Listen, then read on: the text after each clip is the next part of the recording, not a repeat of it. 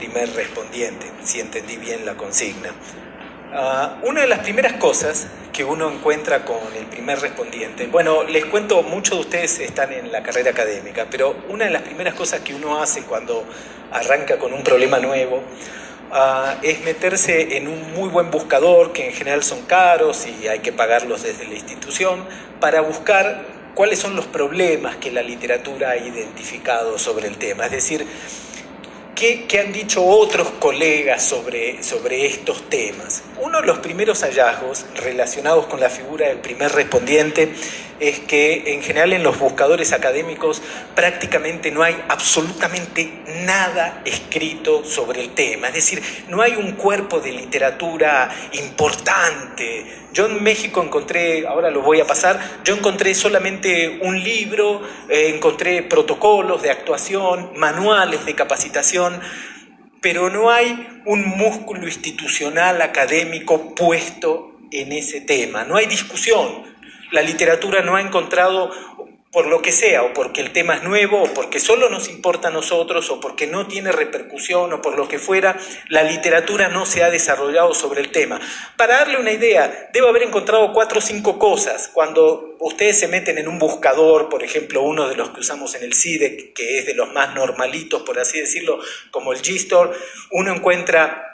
Yo puse, por ejemplo, violencia en prisión, que es un tema chiquitito dentro de estudios de prisión, que es otro tema chiquitito de otro tema, que es la criminología mucho más grande, y en ese temita encontré en los últimos 10 años 85.000 papers sobre el tema. Bueno, hay una discusión. ¿Se entiende? 85.000 papers sobre ese tema. Que es una cosita así chiquitita que siempre siento que nos interesa 3 o 4 nada más. Sin embargo, hay detrás un cuerpo de decisiones, de investigación, de data, de información, etcétera, etcétera. Sobre el primer respondiente, y lo busqué en distintos idiomas, no hay eso. Ese es el primer hallazgo. Ni siquiera en México hay un cuerpo de literatura sobre un tema que nos importa a nosotros muy desarrollado. Quisiera pasar rápido a la primera lámina. Ese es el primer hallazgo que creo que está relacionado directamente con la dificultad de encontrar datos sobre el tema, con la posibilidad, y no estoy seguro qué van a decir los otros colegas aquí, los amigos que están en la mesa y los que hayan hablado esta mañana y los que vengan después, pero estoy casi como seguro que una parte importante de la discusión de primer respondiente que han visto hoy a lo largo del día o de este tema está más bien relacionada con discusiones teóricas y doctrinales que con discusión de data empírica. ¿Por qué? Porque no hay, porque es muy difícil relevarla, porque las policías mismas no deben generar información sobre eso, ni deben tener un cuerpo muy desarrollado de conocimiento sobre lo que pasa. Cuando me refiero a data, es muchos datos, muchos años, como las cosas que hace el INEGI, muchos datos para poder meter modelos y hacer juegos, pirotecnia estadística, como hacemos en algunas instituciones. Yo creo que los problemas centrales del primer respondiente, y en esto estoy haciendo copy-paste del manual, del protocolo, son básicamente denuncia, flagrancia, todo lo relacionado con los hechos y por supuesto el parte informativo que ahora se llama informe policial homologado. Creo que esos son los problemas centrales. Coincido con los que escribieron el protocolo y de ellos me voy a concentrar solamente en 2 de esos problemas y voy a presentar los poquitos datos que tenemos o que creo que tenemos sobre este tema para que vean cómo, la dimensión de lo que está detrás de ese primer respondiente en relación con el proceso judicial. Hoy mi exposición va a ser qué rol tiene ese primer respondiente, qué datos tenemos, y ni siquiera voy a ser crítico ni nada, no me voy a pelear con nadie, simplemente qué datos hay y qué influencia y cómo hay toda una parte del proceso judicial que gira alrededor de ese monstruo que es el primer contacto. Pasemos, por favor. Esta es la poca literatura que encontré. Esto no es nada prácticamente, ¿eh? En términos académicos eso significa que no hay discusión sobre el tema. Si se fijan son todos manuales, metodologías, hay una metodología de SIDAC, hay una crítica al protocolo, pero esto es prácticamente nada. Es decir, cuando uno presenta la literatura sobre un tema realmente hay detrás un cuerpo de muchos años y mucha gente trabajando sobre problemas y entonces presenta problemas y autores y años y se terminó. Aquí ni siquiera se puede identificar en esta literatura cuáles son los problemas centrales que discute la literatura, porque la literatura no discute nada sobre este tema. Pasemos, por favor. Déjenme ir rápido con esto. Los datos que voy a presentar son de una encuesta, las encuestas típicas que hace el CIDES, una encuesta de expedientes judiciales. Sé que no debo decir expedientes, pero llamémoslo como siempre, expedientes judiciales en el Estado de México, una encuesta de alrededor de 1.200 casos. No es la gran maravilla, pero son una cantidad, un volumen de data suficiente para hacer cositas, suficiente para hacer regresiones, para tener aunque sea una foto de lo que sucede. Déjenme pasar rápido por esto y las preguntas, vemos si alguien tiene dudas sobre esto. Quiero concentrarme en cada lámina en dos cositas. Nada de esto es muy novedoso. Esto también lo puede generar el INEGI, cualquiera de nosotros con las encuestas de victimización o aún con la de cárceles. Si ustedes se fijan, todos son porcentajes. Robo, ese es el tipo de delito, los tipos de delitos que se encuentran en los expedientes judiciales de Estado de México. La encuesta tiene alrededor de 2 años, es decir, todavía está, académicamente se considera vigente casi hasta el 5.º año si no hay otra serie. Fíjense, robo agravado y robo simple se llevan la mitad, un poco más de la mitad, casi el 60%, el 60% de todos los casos que procesa el sistema judicial en el Estado de México, robo.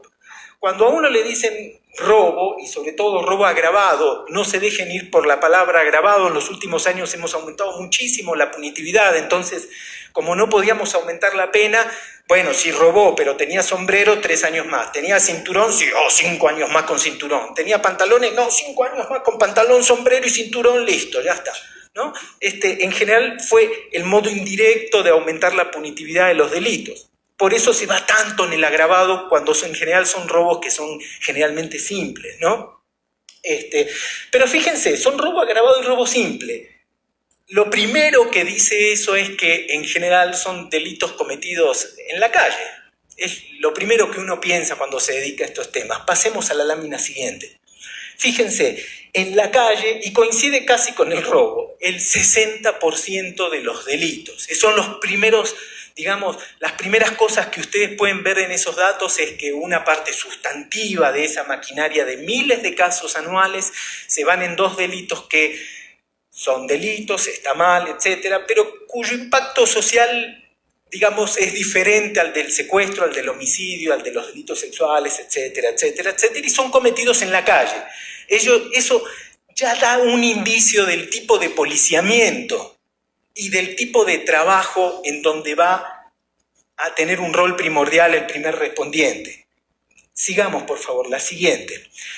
Si nosotros tenemos delitos relativamente de escasa complejidad, y no importa el impacto, es decir, seguramente todos han sido victimizados así, tiene distintos impactos en la gente, pero delitos de baja complejidad cometidos en la calle, uno lo que tiene inmediatamente es una tasa de flagrancia altísima. ¿Por qué? Porque es la forma de policiamiento tradicional. Si la gente te dice hay inseguridad y quiero más policías y la clase política reacciona poniendo más policías en la calle, lo que te aumenta es inmediatamente la tasa de detenciones de un sector social. Podría haber puesto aquí el perfil de escasos recursos, baja escolaridad, que comete delitos de escasa complejidad y que en general los comete en la calle, donde la poli está, donde la poli los ve o los llaman, o se acerca, o en el patrullaje, o lo que fuera, que era uno de los problemas que habíamos visto el primer respondiente.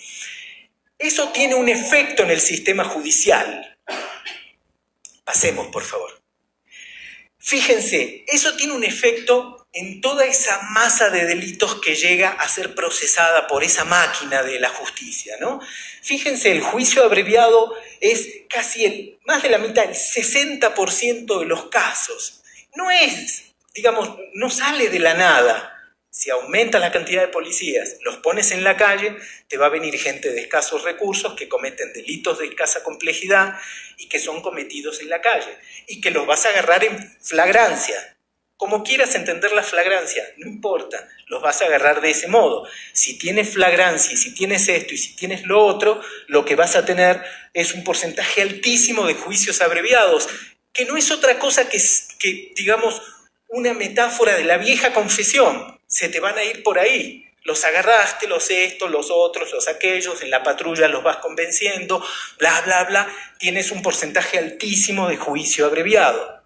Eso está determinado básicamente casi por el primer respondiente. Es decir, nos hemos acostumbrado a ver, bueno, no sé qué va a discutir la mesa, pero nos hemos acostumbrado a ver al primer respondiente. Por ejemplo, vi que había una cantidad enorme de protocolos de actuación relacionados con los primeros auxilios que da el primer respondiente. Y es un tema fundamental. Acabamos de ver cómo 5 policías bancarios industriales sacaban a rastras a una señora con un infarto y la dejaban en la puerta del metro y ahí se murió al día siguiente. Es decir, es importante, sin lugar a duda. Pero este otro efecto pasa por debajo de la mesa y es muy, muy importante. La actuación de ese primer respondiente te determina la cantidad de casos y la forma en que llega al sistema judicial. Tú tienes un abanico enorme de salidas alternas y de mecanismos extrajudiciales y extrajudiciales para procesar todos esos robos, pero como te llegan en flagrancia, así va, todo se va en procedimiento abreviado y todo se va con sentencia. Eso está determinado por el primer respondiente, que no tiene que ver con su función como tal, sino el esquema de policiamiento donde ese primer respondiente está. Pero hay algo mucho más interesante. Pasemos. Fíjense, en general, en la academia y casi todos los que nos dedicamos a estos temas, pasamos años criticando el funcionamiento de las fiscalías y sobre todo su baja capacidad de investigación, ¿no? Tenemos delitos poco complejos o pocas órdenes de aprehensión frente a la flagrancia, bla, bla, bla. Tenemos todo eso y todos lo hemos dicho, yo lo he dicho miles de veces. Ahora, si ustedes se fijan, en realidad ese trabajo, en general las fiscalías trabajan mucho, si me permiten decirlo de manera polémica, ¿no? Trabajan muchísimo, solo que el trabajo, digamos, la queja, si uno la afina mucho más, es una queja no de que no investiga, sino que el 90% del músculo institucional de la Procuraduría se va en el trámite administrativo del caso. Y es trámite administrativo porque en general el primer respondiente les trae el caso ya masticado. Y eso tiene que ver con esa segunda parte. Recuerdan que el primer problema era la flagrancia y el segundo era qué pruebas recolecta. Y uno diría, bueno, si yo fuera policía y estoy en la patrulla, lo agarro en flagrancia y tengo un testigo, ¿por qué necesito tener más pruebas? Piénsenlo en términos sistémicos. Si con eso puedo mandar a prisión a alguien, los sistemas funcionan así. ¿Me explico? Si pongo créditos hipotecarios asociados al número de detenciones, el número de detenciones va a aumentar, claro, a costa en general de la gente o de lo que fuera.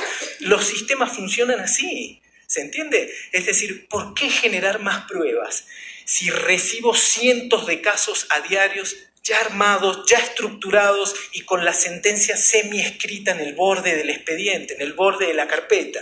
¿Se ve? Fíjense, en el 57% de los casos, el primer respondiente arranca el interrogatorio de la persona que detuvo, lo cual es natural. Digamos, no nos pongamos pesados con eso, lo cual es relativamente natural. Tú interrogas al detenido y te lo vas llevando en el interrogatorio. ¿Se ve? ¿Qué policía se llevaría a la persona sin preguntarle nada? Claro, arranca ahí ni siquiera piensen que lo lleva a sede policial. No, arranca ahí mismo el interrogatorio. Y aquí viene el segundo problema. Pasemos la lámina, por favor. Elegí 2 o 3 preguntas nada más, es una encuesta enorme. Nosotros preguntamos al expediente si el fiscal aportó más datos. Una vez que abrió la carpeta de investigación, que tiene el caso frente a sí, ¿se ve? Si él aportó más datos de prueba a ese expediente. Y fíjense, en el 60% de los casos la respuesta es no. Pero no piensen que el fiscal es perezoso, digamos, ¿no? Esa es otra mesa de diálogo. Sino, más bien, ¿por qué aportaría más datos si el caso le llegó en flagrancia y con 1 o 2 testigos, y tengo el parte policial en donde dice que fue flagrancia y que lo vio con la escalera subiendo una pared? Sea cierto, sea mentira, eso no es un tema. ¿Se ve? ¿Para qué necesito más datos? Pero ahí tienes un problema. ¿Quién? El que te está determinando el proceso judicial es el poli, que no es su función, que no es su lugar, que no es su rol. Pero piénsenlo al revés. No piensen, ¿por qué el fiscal no investiga más? ¿Se ve? Piénsenlo al revés. ¿Por qué investigaría más si ya a los 10 minutos le está llegando otro caso y tiene que sacarlos? Y sus medidas internas de evaluación es por los casos que saque y la cantidad de casos, no como los saca. Si a mí me dicen que con 2 testigos puedo mandar a ustedes a alguien en prisión y uno de los testigos puede ser un perro, ¿para qué busco 2 personas? Si con el perro alcanza. Los sistemas funcionan así. ¿Me explico? Las instituciones funcionan así. Todas, las nuestras también. Si con 5 papers paso la evaluación, ¿para qué hago 8? ¿Se ve? Todos los estímulos están orientados para cumplir la vara, para cumplir el baremo con esa medida. Fíjense, en el 60% de los casos, en general el fiscal, el Ministerio Público, solo procesa lo que el poli le trae. Y no creo que haya, como dice el secretario, nuestro actual secretario de Seguridad, no creo que haya dolo. No creo que haya nada aquí extraño. Simplemente con eso es suficiente. Pasemos a la otra lámina. Ahora fíjense cuando la Procuraduría sí hace algo, sí se mueve, cuando dice, bueno, pero no es suficiente. Y en general es por la actividad de la defensa. La defensa promueve, el fiscal se ve obligado a sentarse a hacer algo. Cuando hace algo, en el 26% de los casos interroga a testigos ya interrogados por el poli. ¿Se ve? Que esos ya vienen, digamos, esos son del mismo equipo, son de Pumas, ya juegan en nuestro lado, no juegan en el otro. ¿Se ve? O peritajes. Puse peritajes para darle un nombre elegante, pero en general son, por ejemplo, reconstrucción de la mecánica de los hechos, que es muy poco, pues, por los costos que también implica. Digamos, ¿no? Hacer un ADN lleva tiempo, lleva 1 mes y pico, tiene costos, no lo puedes hacer en todos los casos, no tiene sentido, ya tienes a los testigos, ¿para qué seguir? Fíjense, esas 2 primeras barras son lo mínimo de ese pequeño 40% en donde el músculo de la fiscalía se tiene que volver a mover porque los defensores metieron amparo, metieron apelaciones, promovieron por el motivo que sea, y entonces el fiscal se tuvo que volver a mover. Pero el número es cada vez más chiquito. Si tú tienes 100, 6 ya se te fueron con las pruebas del poli. Y de ese 40, en realidad, vuelves a revolver el mismo guiso de siempre. ¿Me explico? Es decir, porque dicen, no, buscó nuevas pruebas. Ay, ¿qué hizo? No, interrogó a los mismos que interrogó el poli. Bueno, no son nuevas las pruebas. Es un poco lo mismo. ¿Me explico? En realidad es la misma sopa. Le agregamos papa, pero es la misma sopa de siempre. ¿Y cuál es el problema de eso? Es que el trabajo sustantivo de todo este tema lo hizo el primer respondiente. Ese es el problema. Y el primer respondiente, ustedes podrán decir, bueno, pero esto se puede filtrar, Es complicado, porque los polis te traen todos los días 200 casos, o 300, o 400, y tú los tienes que procesar. Y los procesas por una ley absolutamente humana, que es la del mínimo esfuerzo necesario. Y no piensen que el MP no calcula. No, todos son expertos en calcular exactamente cuánto energía debo invertir y cuánto movimiento para conseguir lo que quiero, que es la sentencia. Ya después no es más mi problema. Primero la prisión preventiva, después la sentencia. Y ya después no es más mi problema. Ese es su trabajo. Ese es el trabajo, aquí y en cualquier parte del mundo. Primero, que no se pueda escapar. Segundo, sentencia, se terminó. Fíjense, le viene ya masticado el caso. El problema de esto, que ni siquiera es quizás necesariamente el primer respondiente, sino de cómo funciona el esquema de policiamiento que hemos hecho, es que la fiscalía, pregúntenselo al revés, ¿por qué debería investigar más? No digan, oiga, no, pero nunca investigan, ¿se ve? Es decir, si yo fuera Ministerio Público diría, ¿pero por qué debería? Me los traen con el informe policial homologado, me los traen con testigos, fue en flagrancia, fue en la calle, pero yo ya tengo todo para una sentencia. Solo necesito primero sentarme a hablar con el detenido y explicarle sus posibilidades, que son nulas, para que confiese, y entonces sí baja un poco la pena. Llegamos a esa negociación con la defensa, pero no necesito hacer más que eso. ¿Cuál es el problema de todo esto? En que todas esas pruebas y toda esa masa de casos que llega a la justicia están en manos, de alguna manera, uno lo podría decir al revés. Entonces el proceso judicial no está en manos ni de un juez, ni de un defensor, ni de un procurador como tal, sino que la cantidad es tal que el proceso judicial está en manos del primer respondiente. Y eso es un problema. Ese es el problema. Pasemos a la última lámina y con eso termino. Bueno, hice conclusiones muy light para no pelearme con nadie. El problema es que el primer respondiente te termina determinando todo el proceso judicial. Si tú no investigas más, no sumas pruebas, no haces más nada, todo viene cocinado por un poli que trabaja en la calle. Que sea quien sea el mejor poli del mundo, es un policía que trabaja en la calle. Nada más que eso, es decir, eso y todo, ¿no? Y que puede ser vital para salvar vidas, pero en términos de proceso judicial, el proceso no debería estar en las manos de él. ¿Por qué? Por la flagrancia y las pruebas, y lo que sigue es cómo cambiar esto. Bueno, hay algo de esto relacionado con el policiamiento.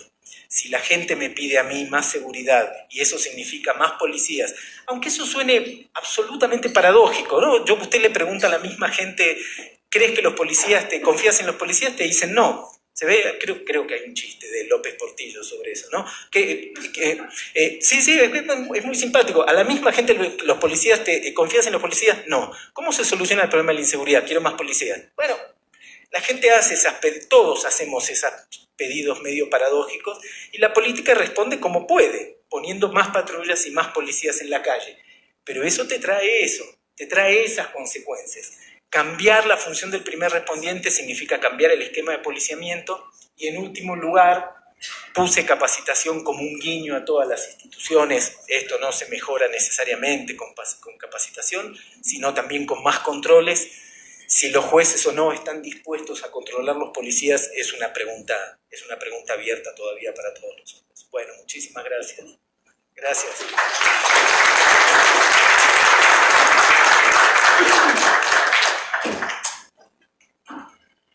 Gracias, Gustavo. Le doy ahora la palabra a Renato Sales Heredia. Él es consultor privado y es excomisionado nacional de seguridad. Muy buenas tardes, tengan todas y todos. Muchas gracias, Laura.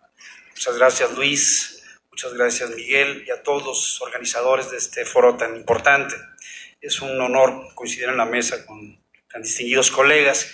Y bien, preparamos también algunas láminas para acompañar esta charla.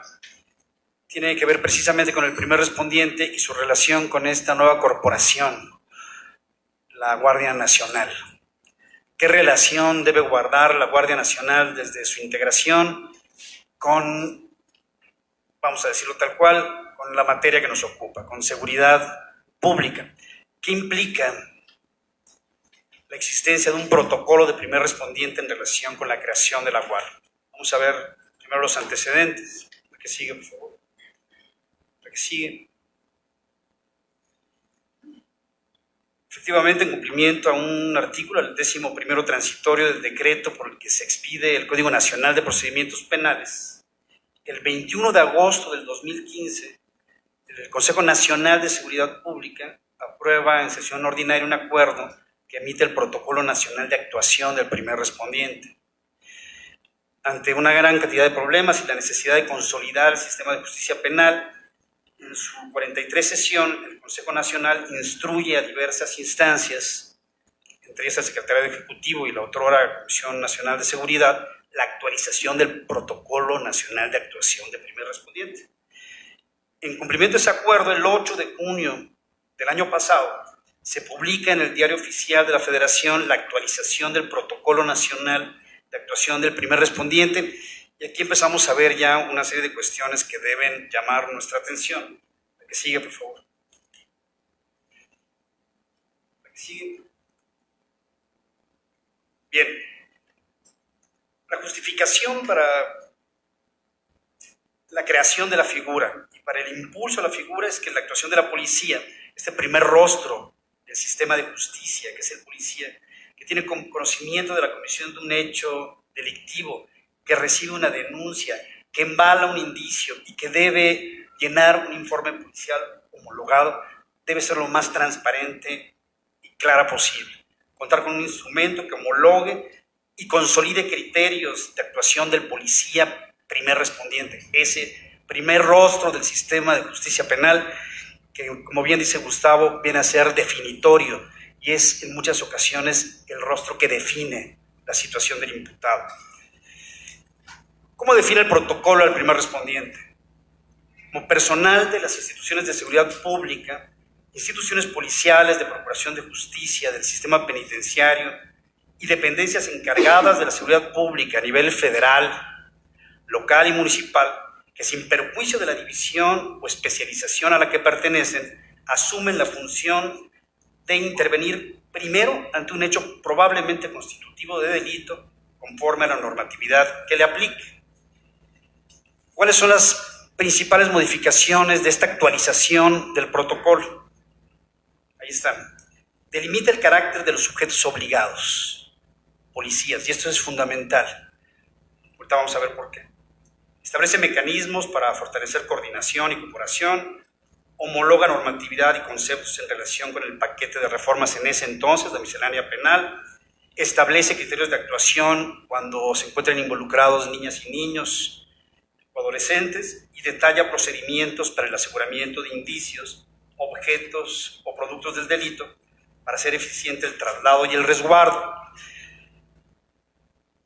Las Fuerzas Armadas, en coadyuvancia con las autoridades de seguridad pública, tienen mucho tiempo actuando en nuestro país. Propiamente, la Suprema Corte de Justicia delimita esa actuación a partir de 1996 en una tesis de jurisprudencia derivada de una acción de inconstitucionalidad, la 1 del 96, en donde permite la actuación de las Fuerzas Armadas a petición de la autoridad civil en materia de auxilio en seguridad para evitar la situación que conlleva una suspensión de garantías e interpreta el artículo 129 de la Constitución y el propio 29 indirectamente. Bien, sin embargo, las Fuerzas Armadas, militares y marinos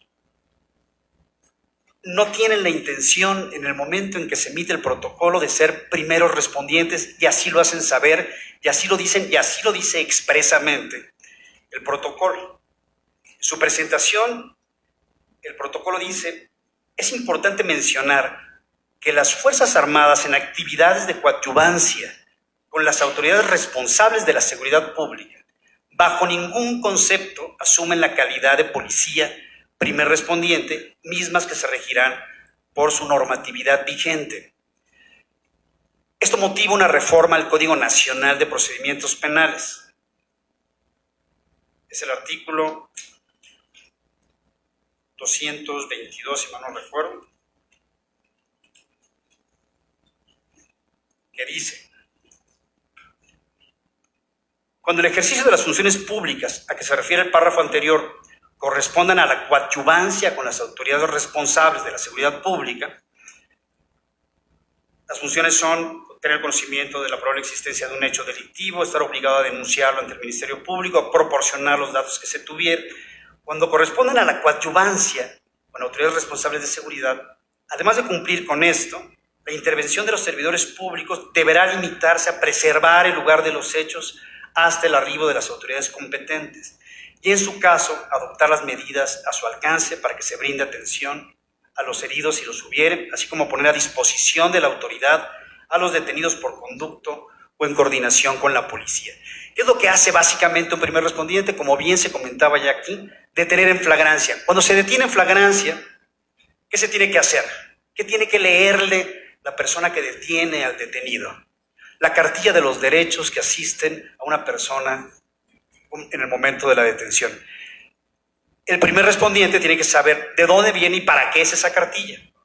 Si las Fuerzas Armadas no quieren ser primeros respondientes y constituyen desde Policía Naval y Policía Militar parte de la Guardia Nacional, que es una corporación civil que hace las veces de lo que antes hacía la vieja Policía Federal, la antigua Policía Federal, necesariamente tendrán que ser primeros respondientes.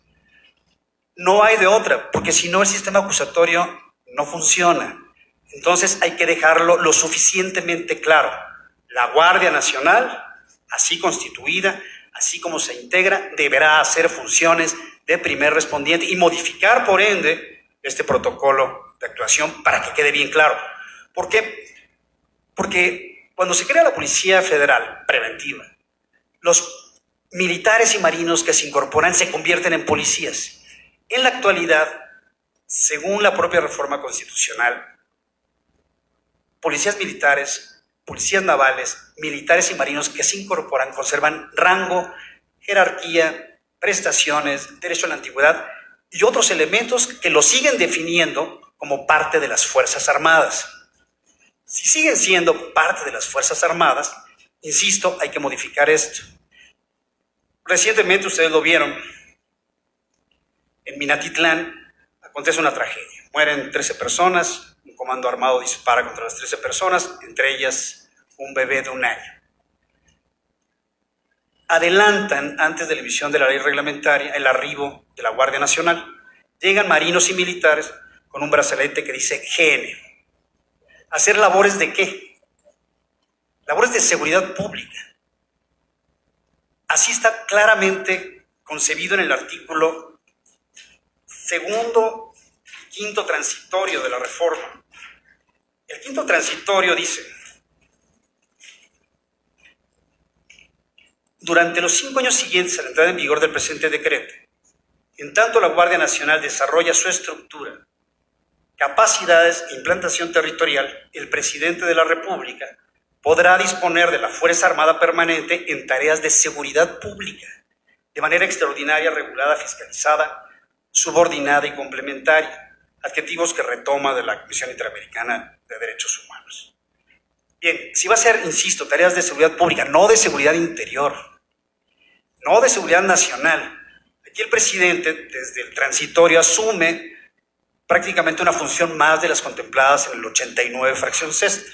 También tiene la posibilidad de disponer de la Fuerza Armada Permanente para la seguridad exterior, la seguridad interior y la seguridad pública de la nación.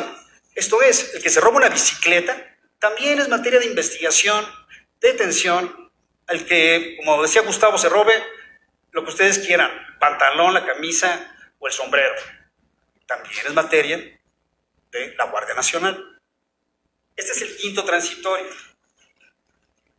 ¿Qué dice el 2º? Porque nos están diciendo, y bueno, lo mejor, lo que todos esperamos es que esto funcione y que funcione para bien del país, pero para que funcione, tienen que capacitarse los militares en funciones policiales y no a la inversa.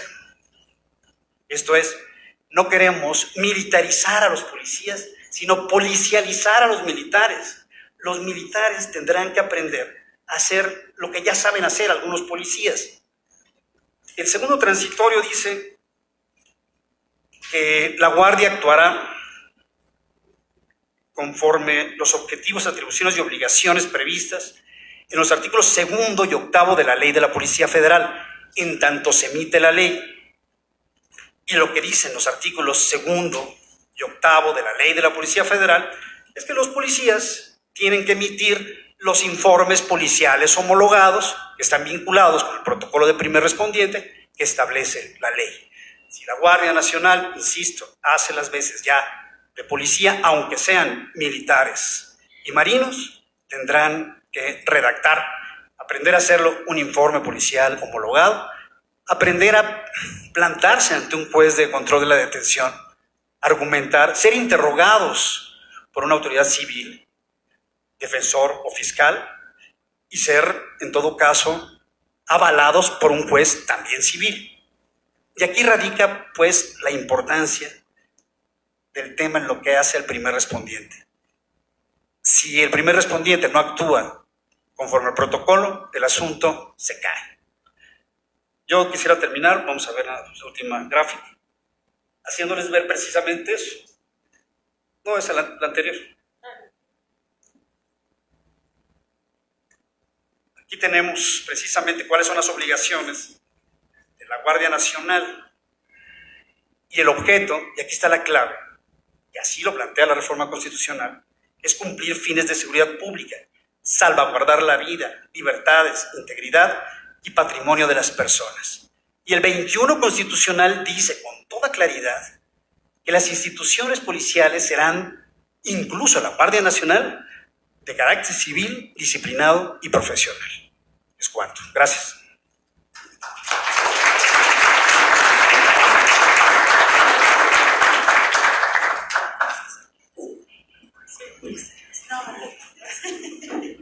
Gracias, Renato.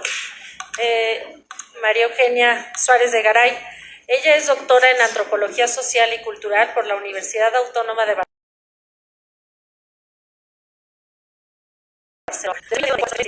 en Educación de la Universidad de Guadalajara y actualmente es miembro del Consejo Sectorial de Seguridad del Gobierno del Estado de Jalisco.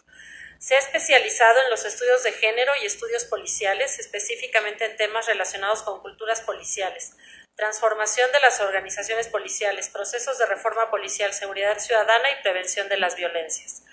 En 2009, el Gobierno del Estado de Jalisco, a través del Instituto Jalisciense de las Mujeres, le otorgó el reconocimiento de Jalisco a la mujer más destacada en el ámbito de la seguridad. De 2009 a 2011 fue directora general de Políticas Públicas para la Prevención de la Violencia en la Comisión Nacional para Prevenir y Erradicar la Violencia contra las Mujeres de la Secretaría de Gobernación. Y de 2011 a 2014 se desempeñó como directora de Investigación Aplicada en Policía, Seguridad y Justicia en el Instituto para la Seguridad y la Democracia, INSIDE.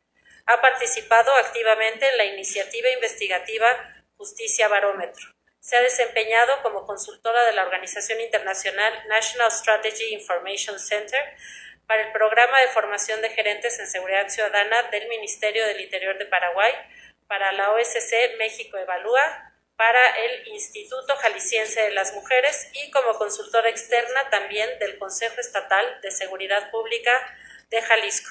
Bienvenida, Maru. Gracias.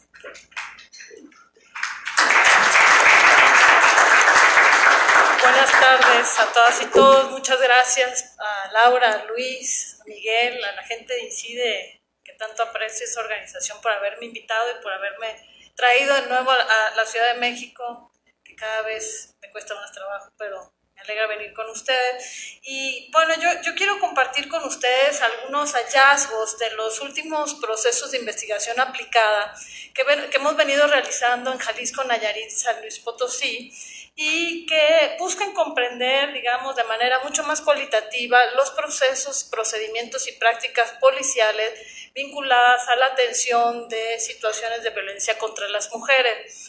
Es un tema muy interesante, sobre todo porque lo que nosotros hemos priorizado es una mirada casi microscópica de cómo se suceden estos procedimientos. Venimos de una larga experiencia, muchos de nosotros, donde los problemas con los que relacionamos las policías pues son problemas casi macroestructurales, entonces las miradas microscópicas a lo que pasa dentro de las instituciones policiales pues no es moneda corriente, ¿no? En este sentido, pues yo voy a presentarles un poco los hallazgos, particularmente del análisis que hemos hecho de la operatividad y de la implementación de las órdenes de protección que realizan las comisarías de policía preventiva en el estado de Jalisco. La situación en Jalisco en términos de la violencia contra las mujeres es realmente muy alarmante. Para que ustedes se den una idea más o menos de la magnitud del problema, en los dos últimos años, 2016-2017, la Fiscalía General del estado de Jalisco recibió 14.030 denuncias de violencia contra las mujeres en el primer distrito judicial. Y en estos dos mismos años se solicitaron y se concedieron 15.148 órdenes de protección. Este panorama es francamente muy complejo. Si ustedes recuerdan que tanto la Ley General de Acceso a las Mujeres, de acceso a una vida libre para las mujeres, como el Código Nacional de Procedimientos Penales le faculta a la policía a ser responsable a las policías estatales y preventivas en lo que llamamos el seguimiento a las órdenes de protección.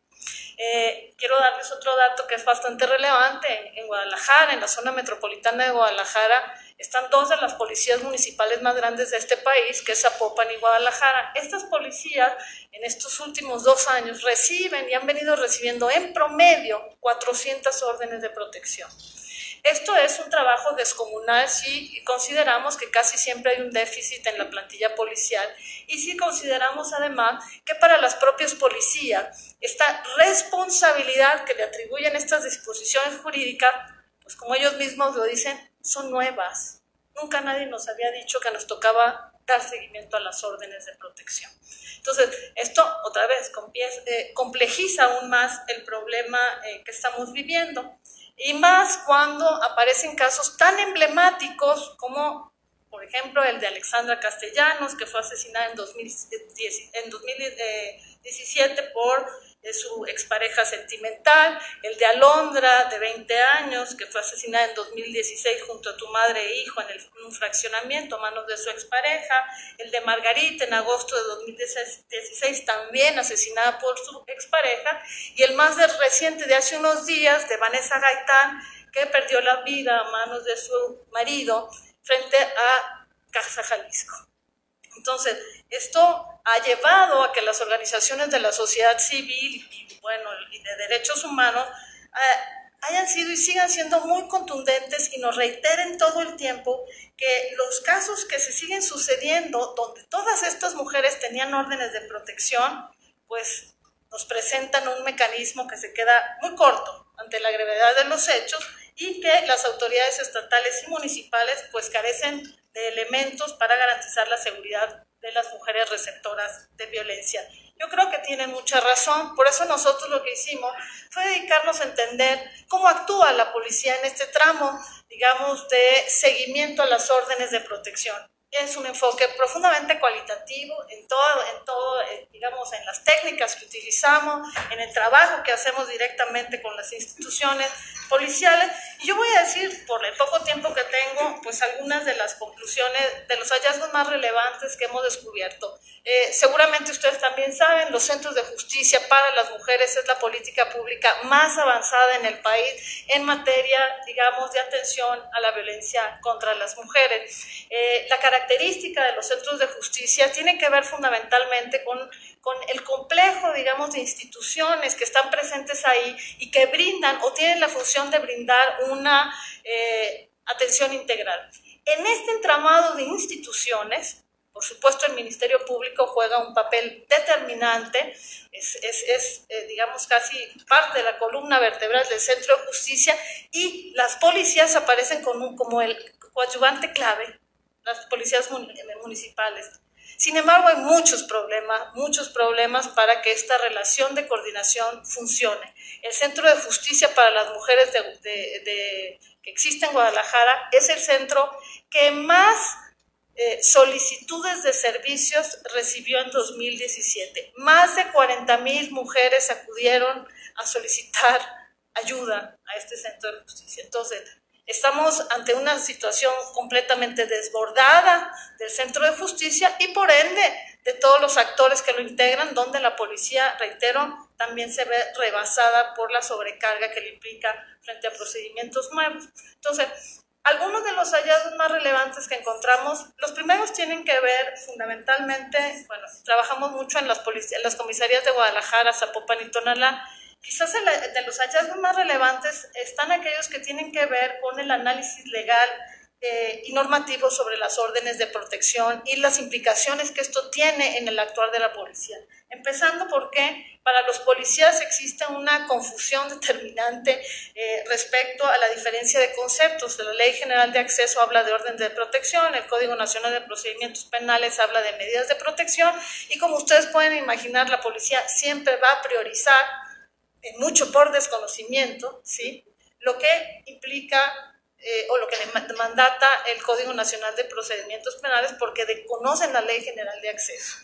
Y esto podría parecer simple, pero es más complejo porque, digamos, que hay diferencias incluso en términos de la temporalidad dictada por las autoridades competentes. Y ahí, ellos te hablan de medidas, nunca hablan de órdenes de protección, y la temporalidad es muy distinta. Por ejemplo, en lo que tiene que ver con la Ley General de Acceso, la temporalidad es de 72 horas y con posibilidades de ampliación cuando se acredita prevalencia de violencia. La duración máxima en el caso del Código Nacional de Procedimientos Penales es de 60 días naturales, prorrogables hasta 30 días más. Entonces, para la policía, el desconocimiento, digamos, de lo que mandata la Ley General de Acceso es complicado, porque no hay una visión, digamos, donde se tenga claridad de la magnitud del problema y frente a sucesos, por ejemplo, cotidianos que vive la policía, si le toca ir a hacer un seguimiento, el caso de una mujer y se le atraviesa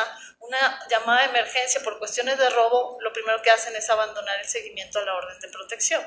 Eso nosotros lo pudimos constatar bastante, ¿no? Esta discordancia también en las disposiciones jurídicas normativas está acompañada de una ausencia brutal de lineamientos de actuación de la policía preventiva y específicamente de la vigilancia y el seguimiento que tienen que brindar a las órdenes de protección emitidas por el Ministerio Público, ¿no? Y por otro lado, hay confusión, discrepancia en las propias disposiciones, hay ausencia de lineamiento y lamentablemente hay una legislación municipal prácticamente incipiente o nula en las órdenes de protección, ¿no? Y esto, pues claro que también tiene repercusiones en el ámbito de la prevención policial de la violencia contra las mujeres, porque al no identificar claras políticas y procedimientos de actuación para la atención y seguimiento de las órdenes de protección, como les digo, pues casi siempre es un trabajo que está destinado a gente o que la castigan o a gente que no saben dónde poner y entonces le dicen, bueno, vaya usted a dar seguimiento de órdenes de protección. Pero no ha habido, no hay lineamientos, ha habido algún esfuerzo por crear protocolos de seguimiento de las órdenes de protección, pero prácticamente como muchos de los protocolos que existen en este país se quedan en manos de los altos mandos y no hay ningún proceso, de institucionalización, de adopción de estos protocolos que realmente estén siendo monitoreados de una buena utilización y sobre todo que estén rindiendo buenos resultados su utilización, ¿no? Eso en términos del marco normativo. Por otro lado, cuando uno empieza a observar las rutas de atención del Centro de Justicia para las Mujeres y la responsabilidad que le atribuyen a las propias policías municipales, pues también encontramos cosas muy complicadas. Por ejemplo, una de las que más a nosotros nos llamó la atención y le seguimos la pista con mucha insistencia fue a una acción policial con información mínima. La desconfianza entre el Ministerio Público y la policía, otrora primer respondiente, es prácticamente nula. Los ministerios públicos, al desconfiar abiertamente, y nos dicen, de la policía, lo único que hacen en el machote de la orden de protección es poner el nombre de la mujer receptora de violencia, su domicilio, ¿sí? Y a veces el teléfono. Los policías dan seguimiento a las órdenes de protección sin saber con precisión a qué tipo de caso de violencia contra las mujeres van. Nosotros en los trabajos que realizamos hicimos mucho acompañamiento a las entrevistas de seguimiento, a los recorridos de seguimiento y en mi caso me tocó llegar a casa con ellos de mujeres, que las mujeres nos abrían de milagro y nos decían pasen rápido porque enfrente me están vigilando. Son casos de mujeres que tienen orden de protección porque, no necesariamente porque las venga golpeando su marido, como regularmente la policía cree que es lo que va a ir a atender, sino porque son mujeres que están buscando a sus familiares desaparecidos y que están siendo amedrentadas por actores políticos, actores de las distintas instituciones judiciales, de la propia fiscalía, que pues las tienen en una situación bastante delicada y el policía llega y no sabe ni a qué va, no sabe con quién va a tratar. Los policías relatan casos donde al llegar ahí y dar la vuelta, pues lo que tienen es al generador de violencia con una metralleta en la mano. Entonces, esta falta de información impacta de manera muy contundente en la calidad de los procesos de monitoreo y seguimiento de las órdenes de protección. Es decir, nunca se sabe a dónde se llega ni se cuenta con mayor información de los datos mínimos que integran la orden. Por otro lado, encontramos también de manera muy preocupante un nulo acceso por parte de la policía, un nulo acceso y conocimiento del nivel de riesgo y que enfrentan estas mujeres, pero también encontramos una nula utilización, ¿sí?, de lo que el protocolo estandarizado para el seguimiento de órdenes de protección que a nivel nacional existe, emitido por el Instituto de Ciencias Penales en coordinación con el Instituto Nacional de las Mujeres, una nula utilización del plan de seguridad. Para nosotros el plan de seguridad es un instrumento clave que podría permitirle a la policía contar con un mayor conocimiento de los casos que atienden, porque se trata de un plan que debe de ser consensado y construido entre las autoridades del Ministerio Público, las propias mujeres receptoras de violencia y la policía. Es decir, un plan donde estamos también empoderando a las propias mujeres, o tendríamos que estar empoderando a las propias mujeres para hacerse cargo, en la medida de lo posible y de lo que el plan estructura, de su propia seguridad. No hay policía, no encontramos ningún agente policial vinculado a estas tareas policiales que nos dijera si he hecho un plan de seguridad con el Ministerio Público. No encontramos ningún Ministerio Público que nos dijera he construido un plan de seguridad con las mujeres, y lo que sí encontramos son machotes donde se repiten las mismas cosas que no tienen que ver y no guardan ninguna relación con un análisis riguroso del riesgo que enfrentan estas mujeres en las distintas dinámicas y modalidades de violencia que existen hoy. Y a ello hay que sumar también que venimos de una larga tradición donde creemos que el asunto de la violencia contra las mujeres se restringe al ámbito de lo doméstico. Entonces, desde las guías de entrevista, el propio informe policial homologado no reconoce, ni siquiera tampoco los cuerpos colegiados que existen o que tendrían que existir dentro del propio centro de justicia, no logran hacer un análisis más complejo del riesgo que están viviendo las mujeres. ¿Qué quiero decir con esto?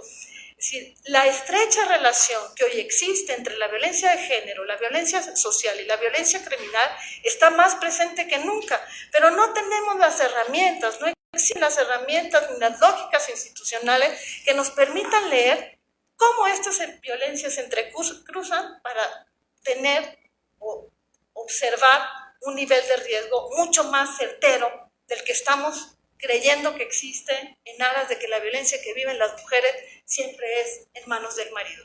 Y sí, hay una fuerte incidencia de eso, pero cuando uno empieza a observar y hablar con estas mujeres que tienen órdenes de protección, nos damos cuenta que las formas y estas dinámicas, en su expresión, en su narrativa, tienen que ver con mucho de lo que observamos en los espacios de violencia de criminalidad organizada. Antes las amenazaban con quitarle los hijos, hoy las amenazan con disolverlas. Entonces, el desafío en términos policiales para dar seguimiento a las órdenes de protección, pues realmente es muy amplio, es muy grande. Por otro lado, también una cosa muy dramática, ¿sí?, es que las mujeres receptoras de violencia desconocen completamente sus procesos jurídicos. Encontramos muchas mujeres que traían en bolsas de plástico la orden de protección después de 7 meses y nos decían, estoy protegida. Sí, pero era una orden de protección que hacía meses que ya no estaba vigente. Es decir, las mujeres no saben que tienen derecho a patrocinio jurídico, ¿no? Y esto pues también las coloca en una situación de vulnerabilidad, lo que también produce que las mujeres no le den seguimiento al propio proceso de judicialización de sus casos, ¿no? Entonces, bueno, prevalece y sigue prevaleciendo una comunicación formal muy rígida, muy acotada, entre las agencias del Ministerio Público, las propias unidades policiales que se han venido implementando fuera de la estructura jerárquica de la policía, es decir, porque crean las unidades pero no aparecen en ningún reglamento, entonces son tan vulnerables como las propias mujeres porque existe una autoridad y luego ya no hay nada, ¿no? Entonces, y bueno, por otro lado, en términos de las policías, como les digo, tampoco existen protocolos, no hay estructuras sólidas dentro de la jerarquía, carecen de protocolos operativos y de herramientas estratégicas, sobre todo para colectar información sensible. Yo les estoy hablando de las órdenes de protección, pero nosotros venimos analizando de manera también muy cualitativa qué pasa con la recepción de las llamadas de emergencia. Eso lo hicimos en San Luis Potosí y también es muy alarmante porque no saben. O sea, el vínculo entre el 911 y las instituciones policiales preventivas no logran transmitir a cabalidad los niveles de riesgo y el tipo y modalidad de violencia que las mujeres están viviendo. Y claro, luego cuando vamos a las órdenes de protección, pues esto evidentemente se agudiza. Como les decía, la carga es muy elevada, la carga que la policía tiene es sumamente elevada, ¿sí? Y pues eso dificulta también que haya una efectiva supervisión policial en operativos de notificación y respuesta de activación de las órdenes de protección. uno de los hallazgos más preocupantes y que las autoridades sufrieron mucho con nosotros porque se los hicimos ver, trabajamos mucho también con las mujeres con orden de protección, es que los ministerios públicos, por esta sobrecarga, lo que han venido haciendo es, digamos, agarrando atajos. Y en lugar de notificar formalmente a las comisarías, lo que han hecho de manera sistemática, recurrente y documentada es darle la orden de protección a las mujeres para que sean las propias mujeres las que los entreguen a las comisarías. ¿Qué ha pasado en estos casos? Que las mujeres, al no tener la asesoría jurídica pertinente, terminan guardándose orden de protección y algunas de ellas han muerto de manera violenta y no ha habido responsables institucionales porque esas órdenes de protección jamás llegaron a la policía. ¿Sí? O sea, tenemos desde ese tipo de casos hasta pues que no tenemos capacidades, ningún tipo de capacidad instalada en las instituciones policiales, sobre todo para entender la fenomenología de la violencia de género contra las mujeres en el municipio. Es decir, no conocen la magnitud del problema. Entonces, una policía que no tiene, digamos, instrumentos jurídicos, operativos, para poder realizar este trabajo y además no tiene capacidades analíticas para comprender cómo se está comportando este fenómeno en los contextos locales específicos, porque no es lo mismo lo que pasa, aunque sea una zona metropolitana, en El Salto que en Guadalajara, ¿sí? Si no tiene capacidades para analizar eso, mucho menos tendrá la sensibilización precisa o la sensibilidad precisa para entender con qué se está topando cuando va y solicita, digamos, o cuando va a tratar de trabajar con las propias mujeres. Encontramos también de parte de las instituciones policiales, particularmente los agentes policiales, una tendencia a la fraternalización con los generadores de violencia. Y esto es muy grave. O sea, todo lo que yo les menciono también concatena en estas expresiones y prácticas policiales donde se identifican fundamentalmente con el generador de violencia. Muchos de los casos también que encontramos tienen que ver con que los propios policías están siendo generadores de violencia y no hay ninguna intención ni política ni institucional de atender a los generadores. No solamente en el caso de la policía, sino de los generadores en general. Es decir, seguimos pensando, por un lado, que la seguridad de las mujeres depende de la judicialización de los casos y de la responsabilidad que la policía juega en estos procesos, en lugar de entender que la seguridad de las mujeres depende de políticas integrales donde confluyan múltiples actores institucionales, pero también de la sociedad civil. Entonces, el problema es muy grande, no me da más tiempo para hablar de esto, pero sí decir que yo creo que es un momento muy importante que empecemos a nombrar este tipo de microobservaciones, ¿sí?, que le dan mayor consistencia a los temas habituales de los que hablamos de la policía y que no nos sacan de la inercia de comprender mucho más a fondo de qué está hecha la policía, cuáles son esas debilidades y por qué. Yo lo hablo, digamos, hablo del primer respondiente en un sentido mucho más amplio que el que se le atribuye en la lógica judicial. Digo, de un primer respondiente, de una primera entrada al sistema de justicia penal, es decir, las mujeres es su primer contacto. Si ese primer contacto no funciona, no va a funcionar lo demás. Si el rol que la policía hoy tiene en la atención a los casos de violencia contra las mujeres es prioritario y no está en ninguna agenda. No está en la agenda de la reforma policial, no es un tema prioritario a nivel nacional. Es decir, el tema de la violencia contra las mujeres no está considerado un tema de seguridad y debería de estar considerado y debería de tener ese carácter, ¿no? Y por otro lado, también pasa lo mismo con todos aquellos esfuerzos que se están haciendo desde los grupos de mujeres, de los grupos que están trabajando por temas de igualdad de género, que están trabajando por los temas de feminicidio, donde la tendencia a mirar todos estos problemas desde una lógica judicial, pues limitan que el Estado pueda tener una respuesta mucho más eficaz. Muchas gracias.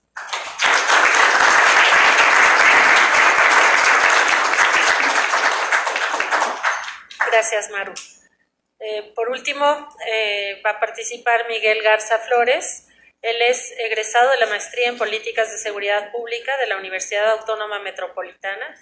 Cursó el diplomado en Inteligencia Policial en la Policía Nacional de Colombia Es parte de la Red Latinoamericana de Profesionales de Prevención del Delito de la Universidad de Chile y representante en México de la Red Latinoamericana de Estudios sobre Seguridad y Delincuencia Organizada de la Facultad Latinoamericana de Ciencias Sociales Flaxo, con sede en Ecuador. En el ámbito laboral, en la Policía del Distrito Federal coordinó un grupo de policía de proximidad. Posteriormente fue jefe de Fenomenología del Delito y subdirector de Seguridad Ciudadana en la Policía de Naucalpan, Estado de México. Actualmente es director del área de policía en INCIDE. Gracias. Gracias.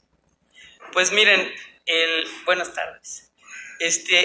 Yo quise usar las láminas porque casi que como si lo hubiéramos ensayado, yo les voy a mostrar algunas fotos y con eso voy a hablar del primer respondiente, del papel del primer respondiente y luego unos números que tristes.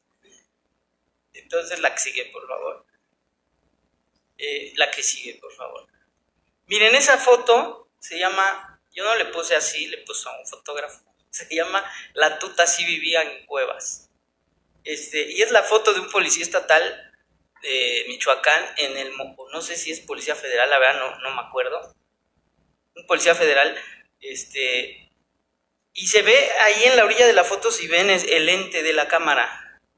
O sea, la foto la está tomando el reportero a la hora del ingreso de la policía federal, me acaba de decir el maestro Sales, a la cueva. Entonces el primer respondiente ahí se dio el lujo de hablarle al reportero para que sacara la foto. Antes, me imagino que antes de su intervención y su informe policial homologado y sus indicios. Y esta foto ganó el primer lugar de un concurso que organizó la Policía Federal y una organización de la sociedad civil hace como 3 años, y ese fue el primer lugar. La que sigue es el segundo lugar del concurso y es la Policía de Saltillo y dice, lo reviven, ¿no? Así le puso el fotoreportero a la foto. Y también, ahí es un chavo que se había caído en un río en Saltillo y efectivamente los policías le salvaron la vida, pero les dio tiempo de hablarle a un fotoreportero para que captara el momento preciso ahí, ¿no? De la salvada, digamos.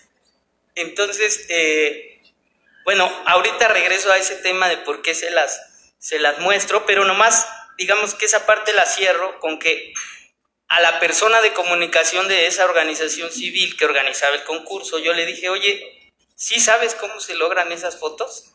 Me dijo él. O sea, ¿para ti el fotoreportero se merece el premio? Y dijo, sí, Miguel, porque está haciendo su chamba, dijo. O sea, que el periodista o reportero, el fotógrafo, estaba haciendo su chamba y por eso logró la foto. ¿Cómo haga su chamba, lo que implique tener la comunicación a ese nivel con policías? Pues eso puede ser muy cuestionable, ¿no? Pero ahorita regreso, digamos, a ese tema. La que sigue, por favor.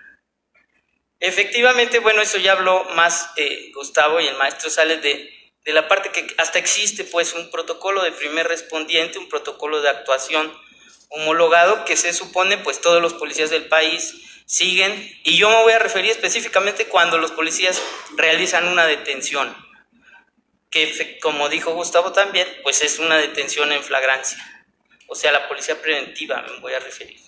La que sigue, por favor.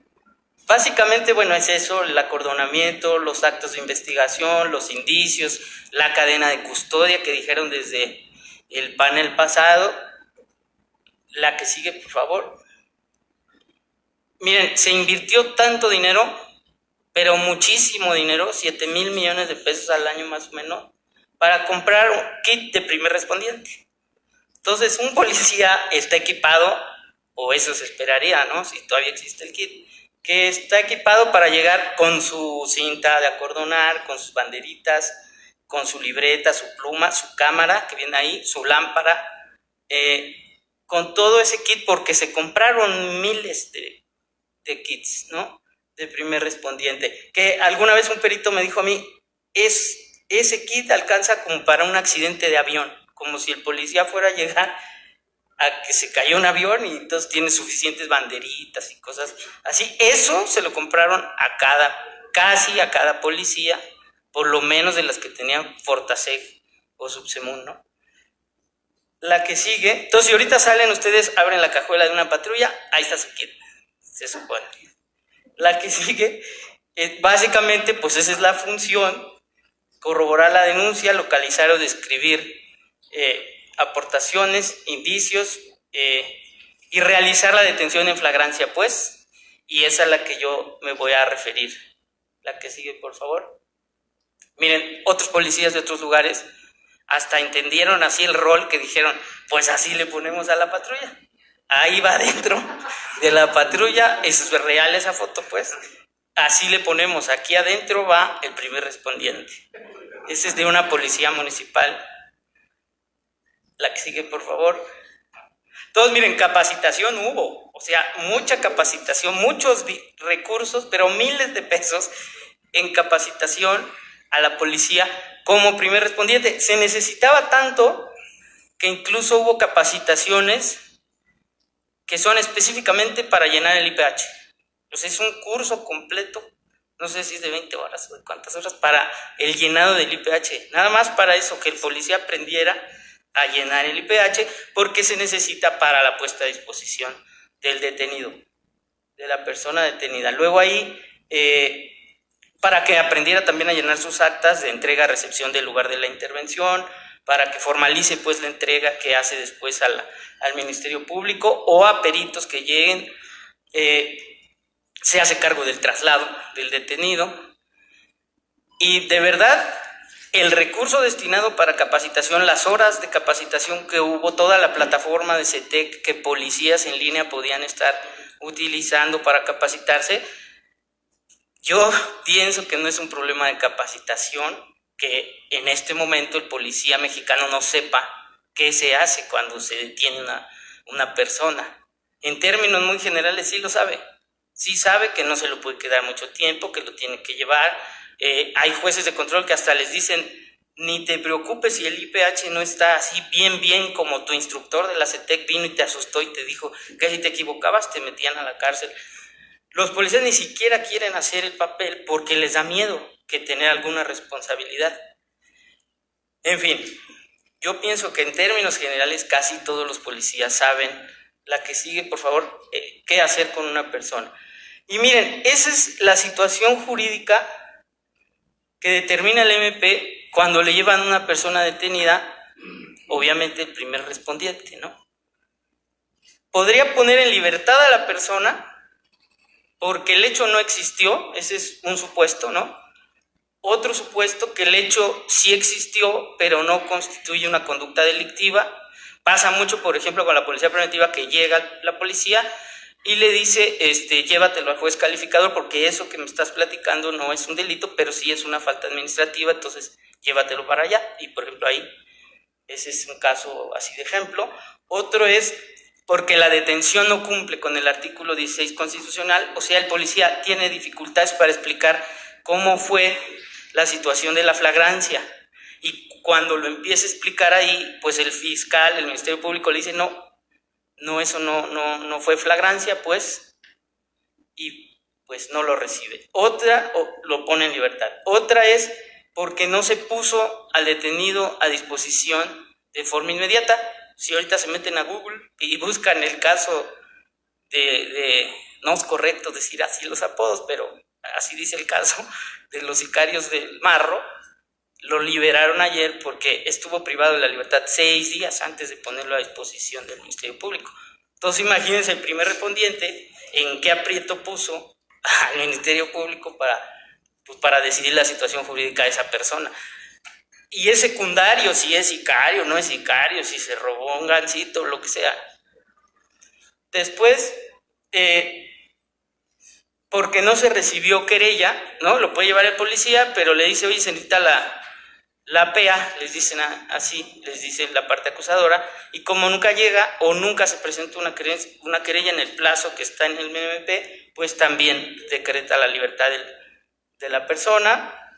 Y la última, bueno, digamos, sí se lo queda el MP, pero no tiene la intención de solicitar prisión preventiva, que eso es raro porque parece consigna que quieren solicitar a fuerzas prisión preventiva oficiosa, ya hasta modificaron el catálogo, y tampoco hay evidencia de que eso ni reduzca la incidencia delictiva, ni tampoco mejore el proceso. Pero bueno, también ahí lo deja en libertad, ahí a lo mejor con una medida cautelar.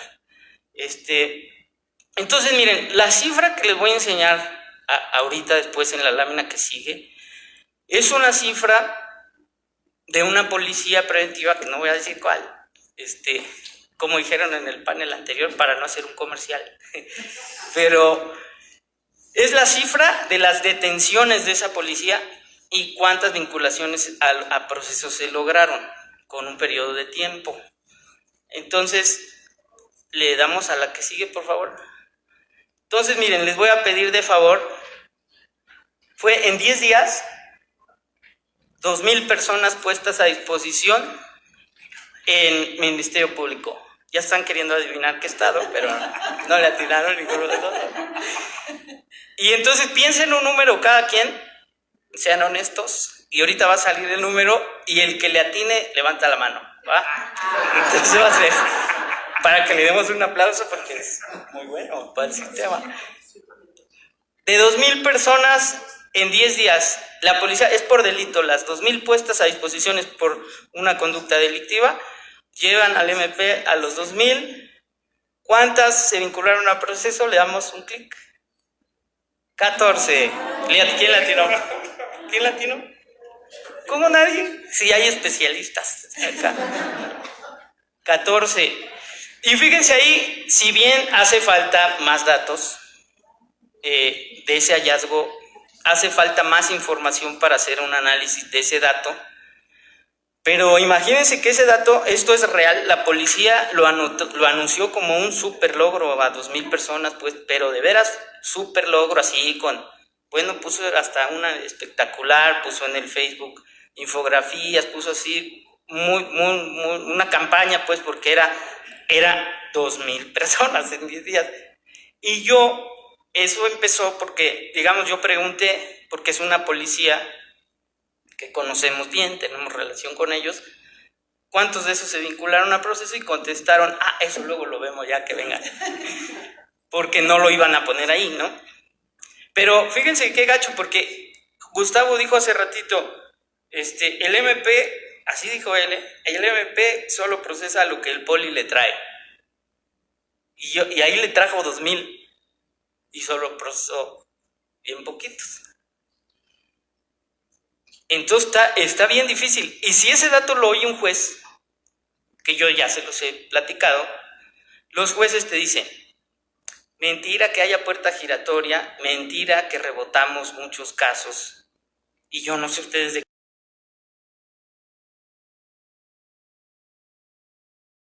qué sistema de justicia, pero ellos se refieren de que ahí todavía el juez va a calificar la detención, el juez de control, y de esos 14 se van a caer a lo mejor otros 2. Entonces ellos dicen, no, yo reboto 1 de cada 10, o sea, ¿cuál puerta giratoria? Pero entonces, si se dan cuenta, el que está haciendo una calificación de la apuesta es el fiscal. Y ya después llega, y luego también lo dijo Gustavo, pero es tan mala la comunicación con la fiscalía que si uno de la policía preventiva le pregunta, oye, pues estaría bueno saber de las 1,986 detenciones, ¿qué pasó? A lo mejor en una sí aplicó un criterio de oportunidad del MP, qué bueno, despresurizó el sistema de justicia penal, qué bueno, hizo una mediación o qué sé yo. Pero el número, yo también lo he platicado con fiscales, también me han dicho, pero ese número es muy alto, o sea, no puede ser. Pues ni siquiera les dijeron, a la policía preventiva. O sea, el fiscal no se siente explicarles. Y el juez de control tampoco regresa. Y a lo mejor, pues, en algunos estados hay conversatorio y oye, pues, ¿cómo hacemos para mejorar ese número? Lo triste es que, miren, las policías las seguimos medio calificando por el número de puestas a disposición. Y eso es lamentable porque imagínense en ese estado, cuando ese dato salió, pues a las pocas horas de las detenciones, pues ya veían a la gente en libertad. Entonces especulan, ¿no? Pues la policía hizo un business, el MP está corrupto y también, y entonces por eso los liberaron y no sé qué. Pero la respuesta la dijo Gustavo hace ratito. La policía preventiva contesta, no, es que mi onda, mi objetivo, mi trabajo es la puesta a disposición. A mí lo que hagan los otros operadores no me interesa. Pues qué padre. Porque esa es la impunidad, digamos, ¿no? Y ese es el incentivo para cometer también delitos, el alto índice de impunidad en nuestro país. La que sigue, fíjense esta, vuelvan a hacer el cálculo en su mente. Esta es de un mes y es específicamente por el delito de narcomenudeo. Es otra policía municipal, puso 700 personas a disposición ante el Ministerio Público. Ya el maestro Sales dice que -4. ¿Cuántas se logró vincular a proceso? 2, 5, 8, ya le están atinando más, 8.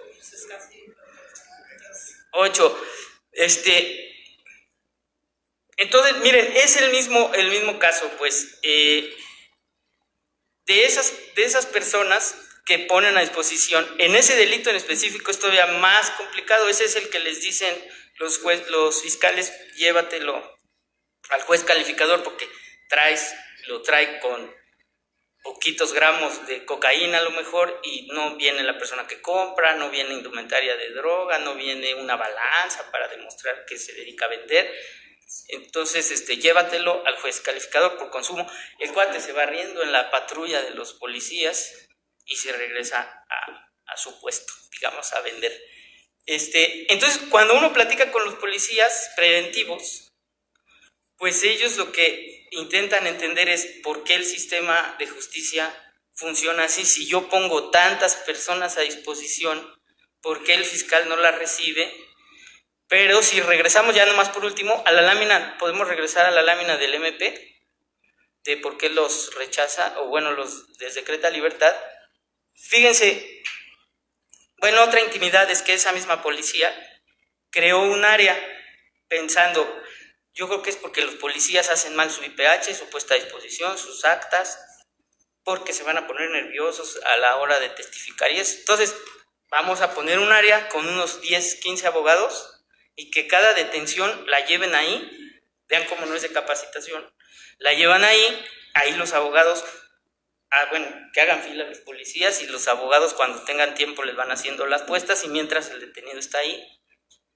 Y se tarda 6, 7 horas y ya de ahí lo llevan a la puesta a disposición. Entonces ahí, bueno, el tiempo pues ya no fue, ¿no? Lo de la puesta inmediata. Luego hay diseño de operativos que violentan la fragancia. Diseñados no por los policías, diseñados por la institución policial, por el mando de la institución policial, como los retenes. Y luego el policía sufre por demostrar la flagrancia, por ejemplo, deportación de arma de fuego. Entonces, no es de capacitación. Una práctica cotidiana en las policías es, yo voy patrullero con el escolta al lado, hacemos una detención, pero luego lo pone a disposición el patrullero, el otro, con el escolta otro. Y ellos firman la puesta, nosotros hicimos la detención y ellos firman la puesta. Se cae también, ¿no? Y eso no es de capacitación. Luego en Sinaloa, por ejemplo, van patrullando patrullas municipales rotuladas militares y traen un chofer policía municipal. A la intervención se bajan los militares, hacen su detención, echan sus balazos, someten a quien sometan, detienen, suben a la patrulla y le hacen al policía que firme la puesta a disposición. Eso no es de capacitación. Y luego el maestro Sales dijo, los militares no quieren ser primeros respondientes y no quieren firmar las puestas, que las firmen los policías, aunque se caigan. Pero lo más gacho es que no, digamos, de comunidad, pues tampoco exigimos, bueno, que nos digan más allá, ¿no? De todas las espectaculares detenciones de la Policía Federal, no nos dijeron lo que les pasó después. Y mucha gente fue liberada, mucha. Como pasa en las estatales. Eso no en la administración anterior, en la otra.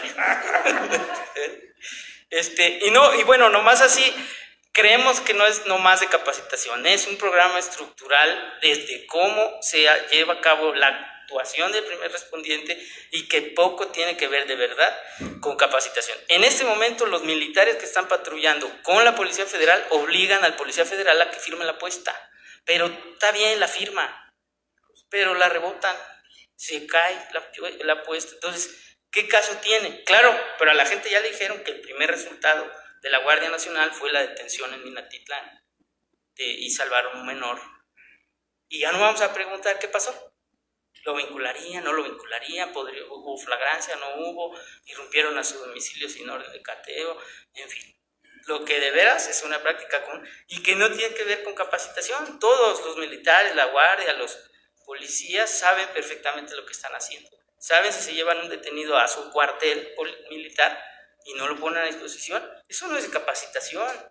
Eso no se resuelve con capacitación. Muchas gracias.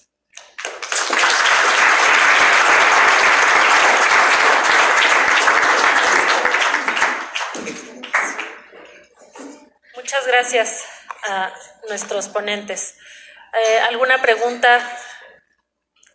Ok, hacemos una ronda de 4, son 4 creo.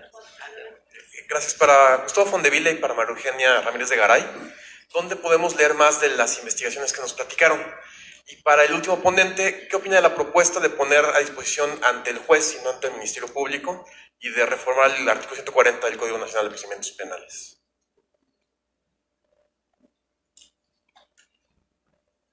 Buenas tardes, gracias a todos por sus ponencias. Primero preguntarle a Miguel, de los 2000, bueno, fueron 14 vinculados a proceso y cuántos en prisión administrativa, llámese Torito. Y a maestro Renato Sales preguntarle si en la Policía Federal se recaba el informe policial homologado a través de una tableta o se sigue haciendo a mano.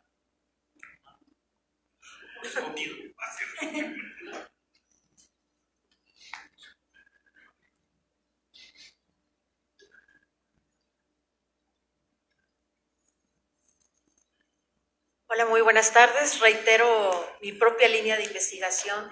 Es que si la pregunta está abierta para cualquiera que ustedes me quieran responder. Si a los primeros respondientes se les da cursos de capacitación o de sensibilidad para tratar a grupos minoritarios, háblese LGBT, migrantes, también comparto lo de la compañera sobre grupos indígenas, etc. Gracias.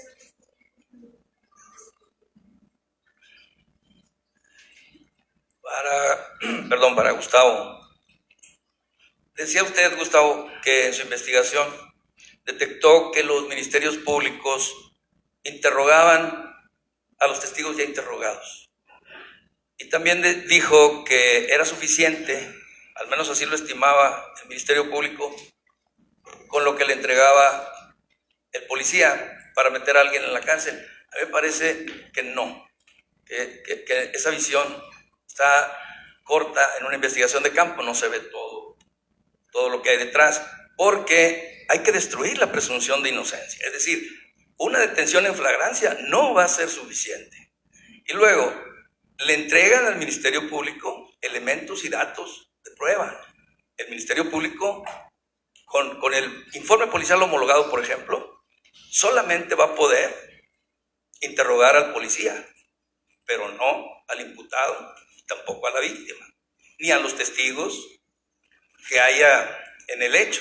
Entonces, tiene obligación de llevar a cabo una entrevista donde haga su propio interrogatorio, porque ese es el sustento que va a tener a la hora de ofrecerlo como medio de prueba y luego convertirlo en prueba en el desahogo.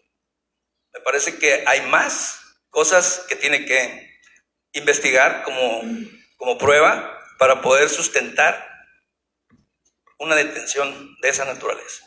Y por último, ahí mostraba usted en una de las gráficas que en el juicio abreviado había un 61% en la estadística. Y para mí eso, en lo particular, es un indicador de que está teniendo éxito el sistema de justicia penal, porque efectivamente descongestiona, pero recordemos que es un requisito el pago de la reparación del daño para que se otorgue el juicio abreviado. Y como son delitos de bajo impacto social, pues la víctima lo que requiere es que le paguen el daño. Realmente no desea que el imputado esté en la cárcel. Muchas gracias. Sí, creo que hay dos personas más y ya podemos cerrar las preguntas. Buenas tardes, para el doctor Miguel Garza. Quería preguntarle su opinión y además el estatus de la situación esta que comentaba al inicio, que sería ética periodística y este tema de primer respondiente con el acceso a las fotografías, que también lo he visto aquí en México. ¿Cómo está eso en México? Si está regulado, si no, ¿de quién depende? ¿Cómo se controla esa filtración de fotografías? Eso por una parte. Y al doctor Gustavo, creo que en relación con la pregunta que le hicieron ahorita, en relación al abreviado, su opinión respecto al hecho de que aquí en México, para que proceda un procedimiento abreviado, valga la redundancia, se requiere la solicitud del MP. Su opinión ante eso, ¿no? Si el abreviado no debería ser más un derecho del imputado que una solicitud del Ministerio Público. Gracias. Sí, buenas tardes. Más que nada yo quisiera complementar algunos comentarios. Primeramente a la persona que preguntaba hace ratito si ya se contempla dentro de la capacitación el abordar la cuestión de grupos en situación de vulnerabilidad, y sí, efectivamente, así se hace. Yo soy instructor precisamente de primer respondiente a nivel municipal y a nivel estatal, y ahorita dentro de nuestras capacitaciones que estamos dando se observa de manera transversal lo que es la perspectiva de género en los derechos humanos. Y bueno, complementando lo que nos decían los ponentes, algunas cuestiones de primer respondiente tienen que ver, algunas sí efectivamente con la capacitación, otras son cuestiones estructurales. Por ejemplo, decía el licenciado Renato Sales, en el año 2018, en el 8 de junio, creo que por ahí nos dio el dato, fue cuando se publicó el nuevo protocolo de primer respondiente, que viene complementado con con el informe policial homologado. Y uno de los problemas que nos enfrentamos nosotros los instructores, ahorita con los cursos de actualización que les damos a los compañeros, ellos nos dicen que el Ministerio Público es el que no les recibe el nuevo formato.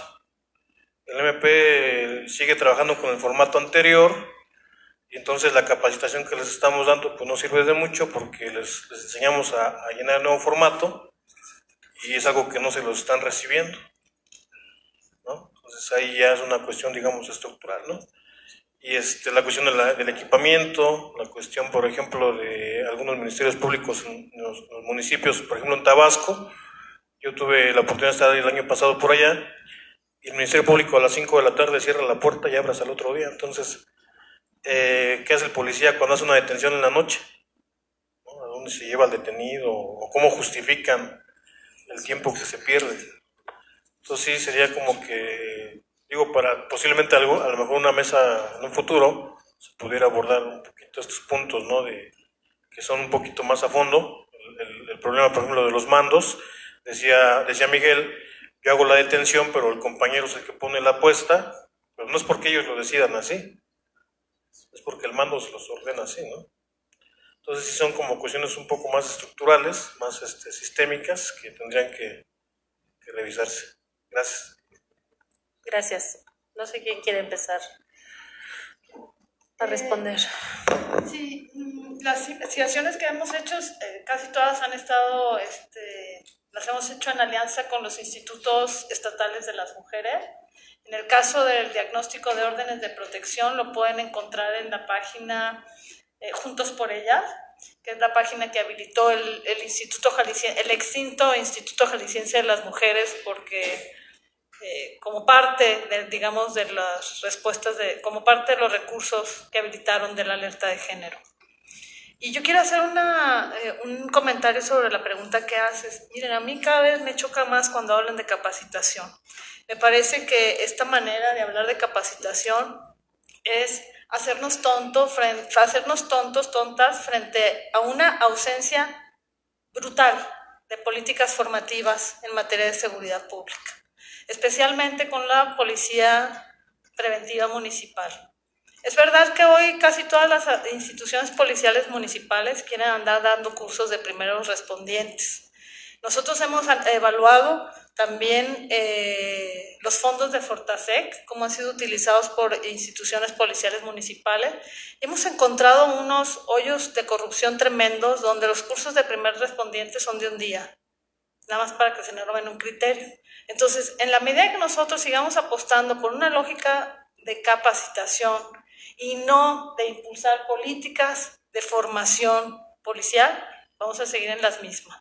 Lo que yo les cuento de las órdenes de protección y de todo lo que tiene que ver con la atención a la violencia contra las mujeres es producto de una lógica de esta naturaleza. Sí, al no haber una política de formación especializada para la atención a la violencia contra las mujeres, no le atinamos a una, ni a las llamadas de emergencia, ni al comportamiento delictivo vinculado a la violencia contra las mujeres, ni a las órdenes de protección, ni a nada.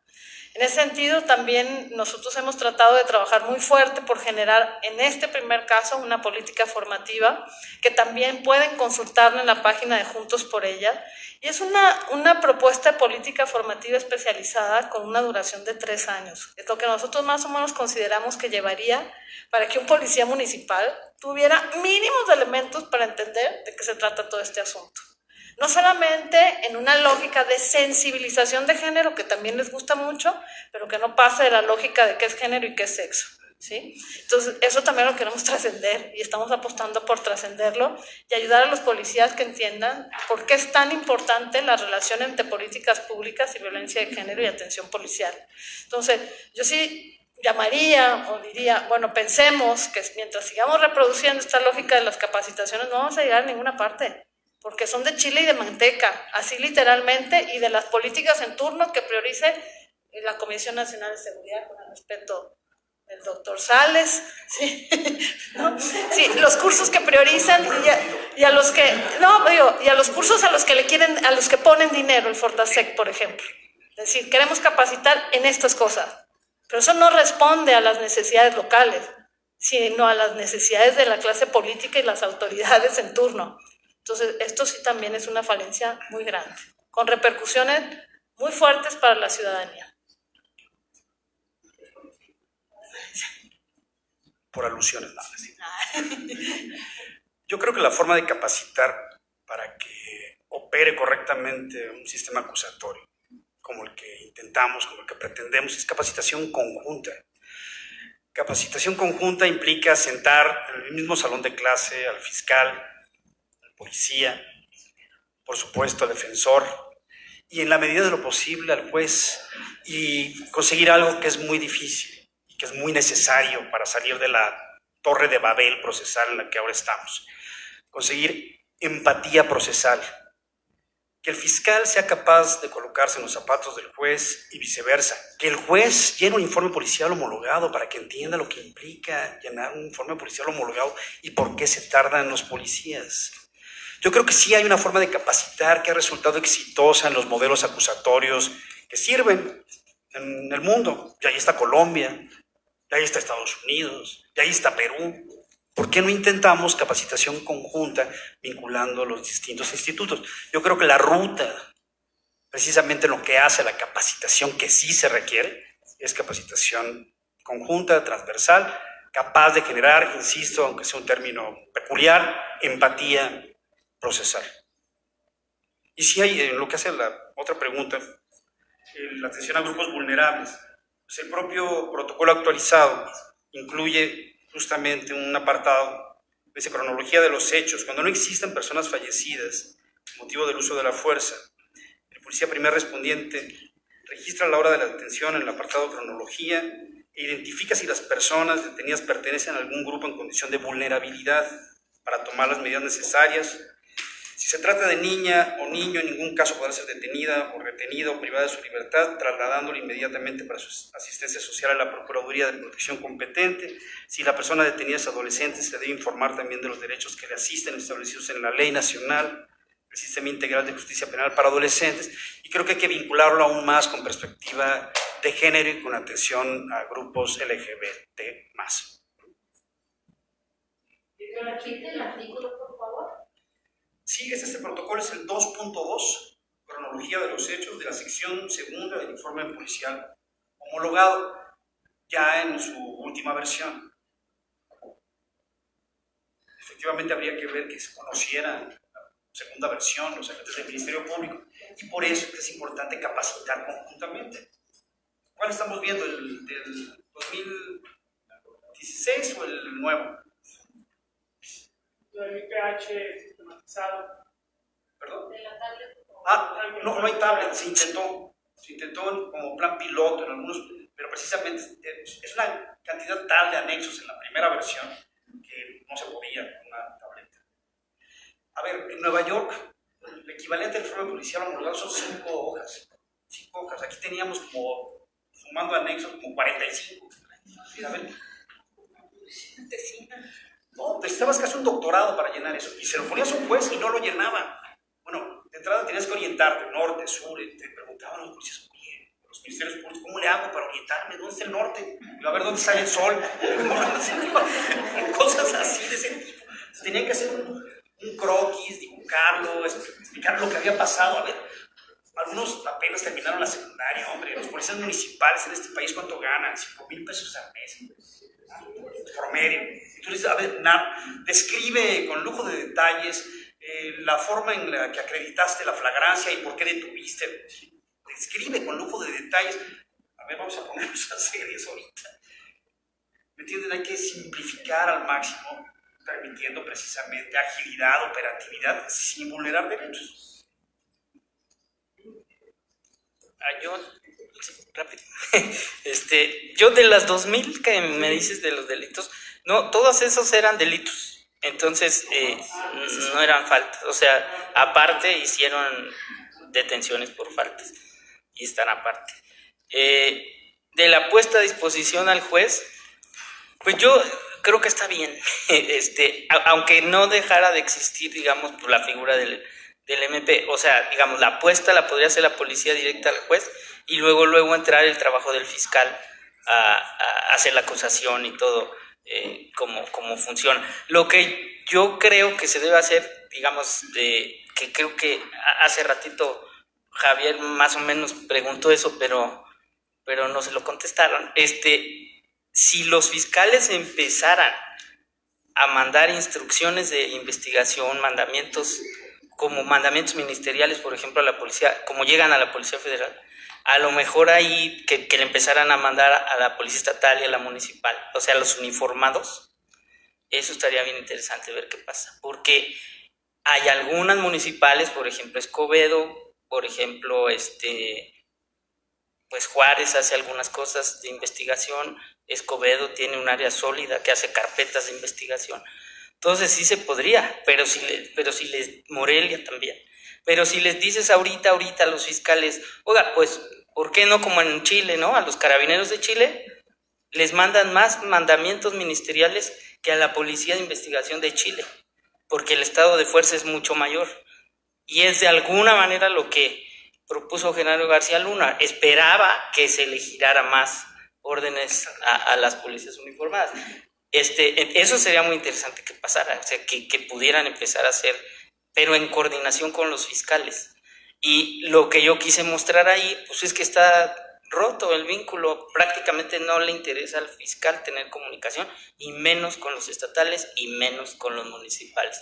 Y nomás la otra, que me decías de la modificación al artículo, ¿te refieres a lo de la prisión preventiva?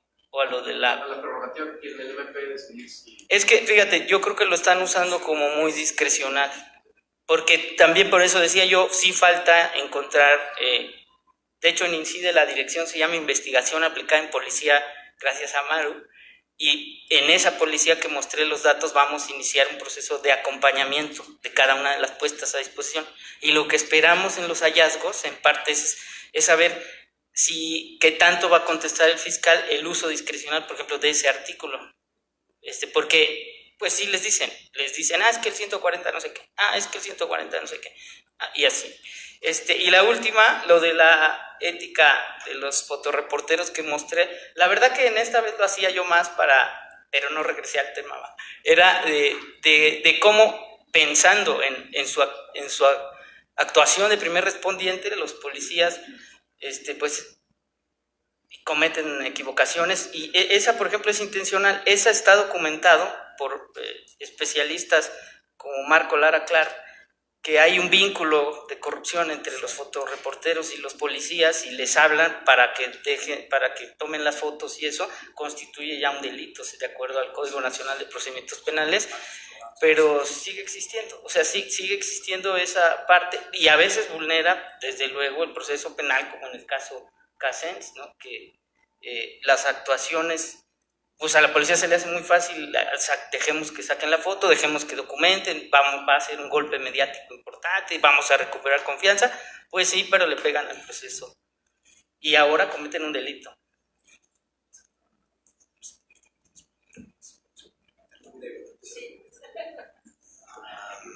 Bueno, respecto de esto último, no me imagino la fotografía de la nota roja sin el vínculo con la policía, ¿no?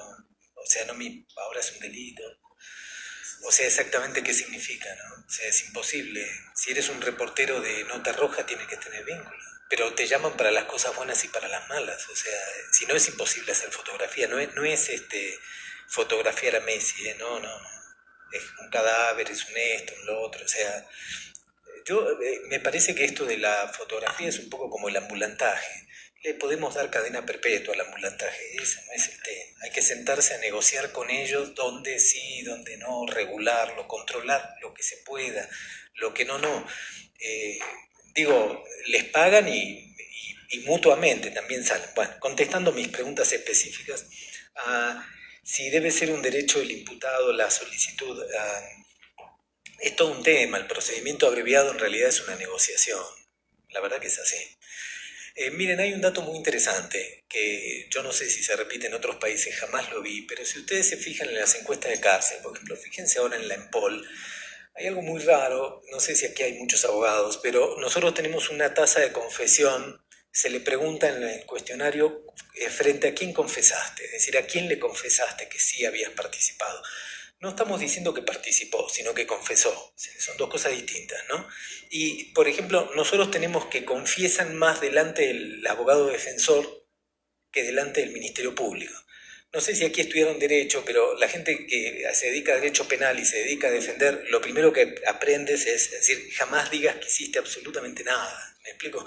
¿Conocen esa película creo que es de Sica, donde entra la esposa y encuentra a Humberto Sordi en la cama con su secretaria y le dice, pero ¿cómo? ¿Me está siendo infiel? Y él sale de la cama y le dice, de ningún modo.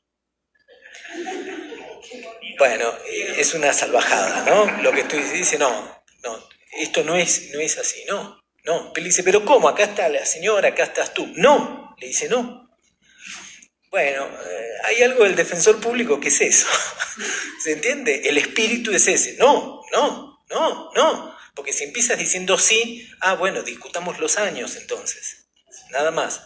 Entonces, que confiesen más con defensores que con el Ministerio Público, en realidad, no lo pensemos perversamente, sino, el defensor público en realidad es un negociador con el MP de los años, por el motivo que sea. Ahora, usted después va, por ejemplo, y en realidad lo que descubre es que el defensor público se sienta con el caso y hace un cálculo estratégico muy rápido de qué va a poder hacer y qué no, sabiendo que mañana le van a llegar 3 casos, 2 de homicidio, pasado otro homicidio, pasado 4 casos de robo con violencia, pasado mañana. Y entonces, con los medios que tiene y con todo, no nos metamos en temas éticos ni nada, en términos de sistema. ¿Qué va a poder hacer? Y cuando usted le dice, ¿por qué no generaste más pruebas? Perdón, ¿con qué dinero? 2, hoy a la tarde me llegan un secuestro y 2 violaciones. Yo lo que hago es sentarme a negociar lo máximo que puedo hacer sabiendo que esto, así como está, va a llegar a tal lugar. Y entonces él termina negociando con el imputado la confesión. Todo parece perverso, pero en el fondo se entiende es un tema de sistema, no de personas, ¿no? A mí me parece que es eso. O sea, el procedimiento abreviado es una negociación entre las partes, pero es muy curioso que el defensor, cuando usted lo lee fuera de México, dicen, en México hay un policía malo, que es el procurador, igual que acá, y tienen un policía bueno, que es el defensor. que va y le dice, escucha, yo estoy contigo. Yo sé que no lo hiciste, pero si vamos con esa posición nos van a tocar 30 años, porque no decimos que lo hicimos y que policía bueno, ¿se entiende? Fuera. Aquí hay una comprensión mucho más compleja, como más sofisticada. No tiene tiempo, no tiene esto, tiene una carga, tiene esto, tiene lo otro, tiene aquello. Bueno. Respecto de lo anterior, que es muy largo, pero voy a intentar contestarlo muy, muy rápidamente. Si el procedimiento abreviado es un indicador de éxito, la verdad es que no estoy de acuerdo. A mí me parece que las medidas cautelares son un factor de éxito. Que el sistema es bueno castigando, creo que ya no quedan dudas, ¿no? Es muy bueno castigando. Tenemos además, ojo, los propios juzgados, los tribunales, presentan como un indicador de productividad y de su número de sentencias y todas las que consiguieron ser culpables, que son casi todas siempre, 98, 99, en realidad es una máquina de picar carne, ¿se entiende? Es decir, más bien lo que es, o sea, tú pasas por la puerta si te vas con la sentencia. Me explico, más bien da esa imagen. No imagen de improductividad o de pereza o de desidia, no, todo lo contrario. Parece más bien un músculo muy aceptado para castigar y sancionar, que es lo que pide la gente también, es lo que la gente quiere. Lo que la gente quiere es más sentencias.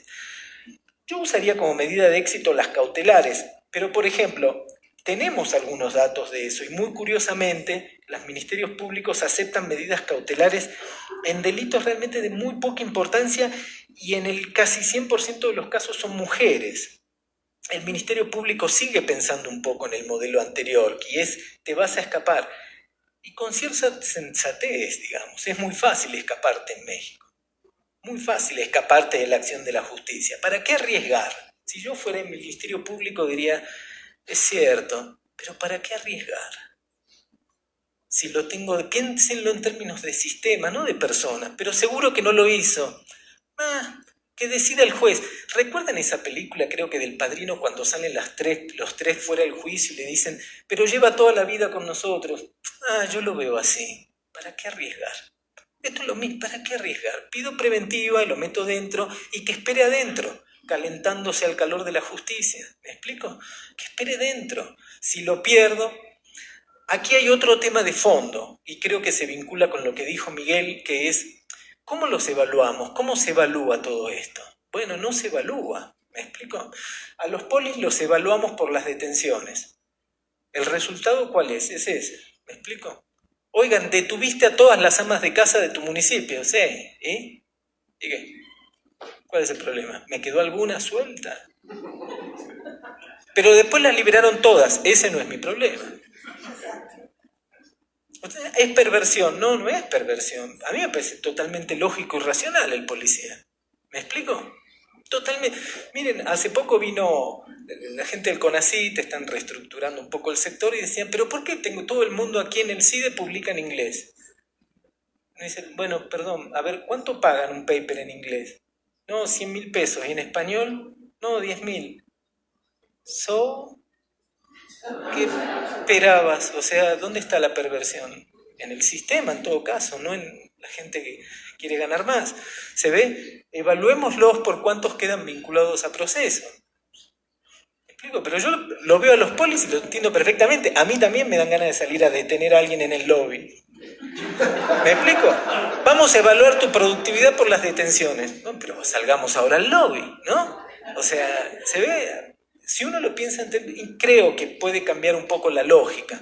A los ministerios públicos no los evaluamos con nada casi, con nada. Si se le cae el caso, si no se le cae, etc. Su carrera no depende de eso. No es como en Estados Unidos, que es como una carrera política. No depende de eso. Y lo último, con esto cierro solo muy breve, y es el MP tiene que destruir la presunción de inocencia.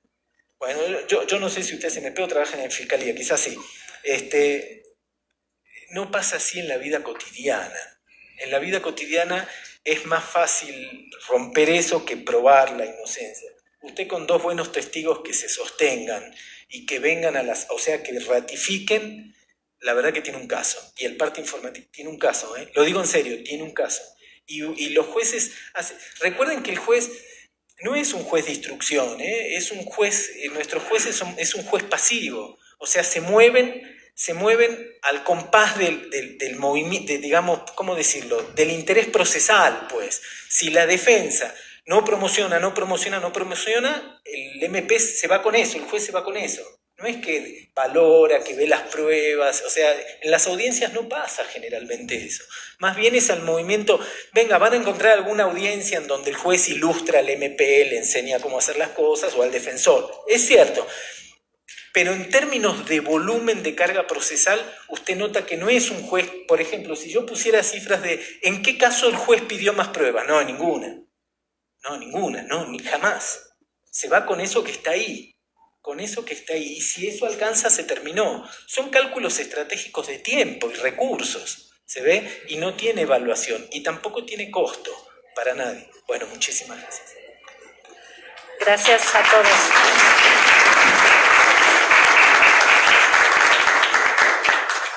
Tomamos 5 minutos para cambio de panel, por favor.